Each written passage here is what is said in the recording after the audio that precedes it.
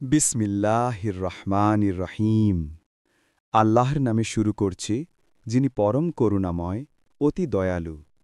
আসসালামু আলাইকুম প্রিয় দর্শক। আজ আমরা জানব সূরা আল কাফিরুন, একটি সূরা যা আমাদের ঈমানকে দৃঢ় করে তোলে আর শেখায় একমাত্র আল্লাহর ইবাদত করতে। সূরা আল কাফিরুন। বিসমিল্লাহির রহমানির রহিম।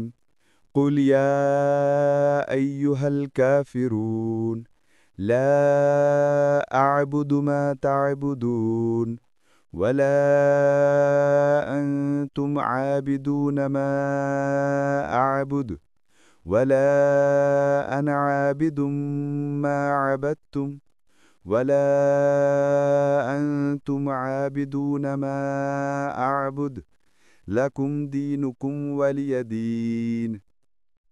বাংলা অনুবাদ।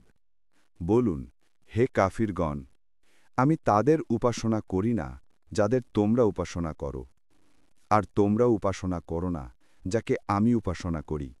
আমি কখনো উপাসনা করব না যাদের তোমরা উপাসনা করো, আর তোমরাও উপাসনা করবে না যাকে আমি উপাসনা করি। তোমাদের ধর্ম তোমাদের জন্য, আর আমার ধর্ম আমার জন্য। মূল বার্তা। এই সূরাটি শেখায় মুসলমানের ঈমান ও ইবাদত শুধু আল্লাহর জন্য, কোনো আপোষ নয়, কোনো মিশ্রণ নয়। তোমাদের ধর্ম তোমাদের জন্য, আর আমার ধর্ম আমার জন্য, এটি ইসলামের স্বাধীন বিশ্বাসের এক মহা ঘোষণা। উপকারিতা ও আমল। প্রতিদিন এই সূরা পাঠ করলে শিরক ও কুফরি থেকে রক্ষা পাওয়া যায়। ঘুমের আগে পড়লে ঈমানের সুরক্ষা হয়। নবী সাল্লাল্লাহু আলাইহি ওয়াসাল্লাম এই সূরাটি রাতে ঘুমানোর আগে পাঠ করতেন, সাহি হাদিসে বর্ণিত।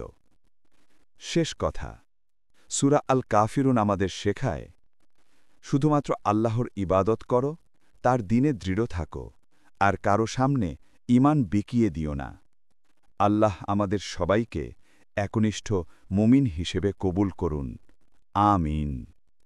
ভিডিওটি ভালো লাগলে অবশ্যই লাইক, কমেন্ট এবং শেয়ার করুন, এবং চ্যানেলটি সাবস্ক্রাইব করে দিন, যাতে করে নতুন নতুন সব ভিডিও সবার আগে আপনার কাছে পৌঁছে যায়। দেখা হবে পরবর্তী নতুন ভিডিওতে। আল্লাহ হাফেজ।